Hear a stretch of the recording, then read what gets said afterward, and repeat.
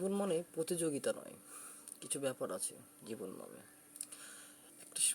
একজন শিক্ষক ক্লাসে 300টি বেলুন ফুলিয়ে ক্লাসের প্রত্যেকটা ছাত্রছাত্রীর হাতে ধরিয়ে দিলেন এবং বললেন, তোমরা প্রত্যেকটি বেলুনের উপরে যার যার ব্যক্তিগত নাম লেখো।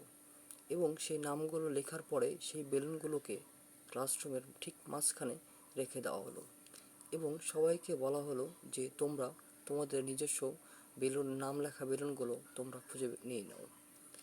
এতে দেখা গেল যে একজন বেলুনের নিজস্ব নামের বেলুনগুলো খুঁজে পেয়েছে, কিন্তু বাকি বেলুনগুলো খুঁজতে পারে নাই বা খুঁজে পাওয়া যাচ্ছে না। তো এতগুলো বেলুনের মাঝে নিজের নাম খুঁজে পাওয়া খুবই দুষ্কর হয়ে দাঁড়ালো।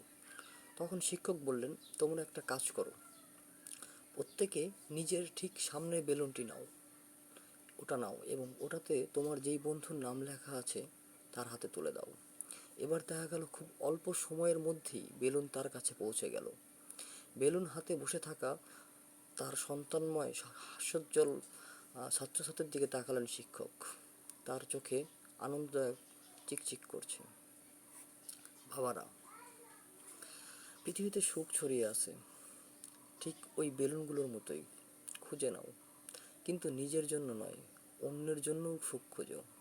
তাকে তোমার অর্জিত সুখের ভাগ দাও, সেই তোমাকে তার জীবন থই থই সুখের ভাগাভাগিতেও খোঁজ নিবে।